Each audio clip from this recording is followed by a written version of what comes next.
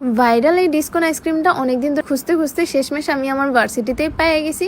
তো যখন পেয়ে গেছি তখন ভাবলাম এটার রিভিউ দিই। হ্যাঁ আমি জানি সবার পরেই লাস্টে ধরতে গেলে আমি রিভিউ দিতেছি। আইসক্রিমটা দেখতে কিন্তু খুবই সুন্দর, 3টা পার্ট থাকে। চলেন দেখি 3টা পার্ট কী কী। ফার্স্টের উপরে যেটা থাকে সেটা হচ্ছে একদম ডার্ক চকলেট, উপরে যদি বাদাম দেওয়া হয় তাহলে কোন আইসক্রিমের মতোই লাগতো। সো এইটা আর কোন আইসক্রিম কিছুটা সিমিলার, মানে তেমন কোনো ডিফারেন্ট না। ডিফারেন্টটা হয়েছে এই ভ্যানিলার ভিতরে এই ফুটাটা কেন।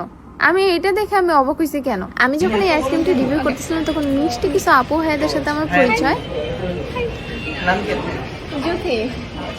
ফলো দিও,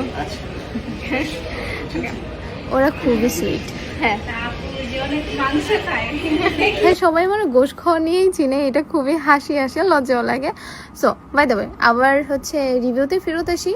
তো সেভিয়ার আইসক্রিমের এই ভিতরে যে হোয়াইট ভ্যানিলা যেটা দেখতেছেন, এই পার্টটা নাকি কারোই ভাল লাগে না, বাট এই পার্টের ফ্লেভারটা কেউ এক্সাক্ট বলতে পারে না কেন এই ভ্যানিলা আইসক্রিমের পার্টটুক ভালো লাগে না। এখন আমি বলি, এটার ফ্লেভারটা হচ্ছে আইস টি খাইছেন কখনো?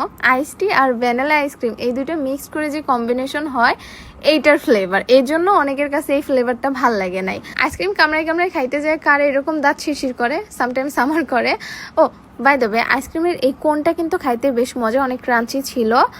আর একটা বিষয় যদি আমি বলি, আমি একজনের রিভিউ শুনছিলাম, সে বলছিল যে ডিসকনের এই লাস্টের নিচের পার্ট থেকে নাকি শুটকির স্মেল পাওয়া যায়, বাট এটা মোটেও না।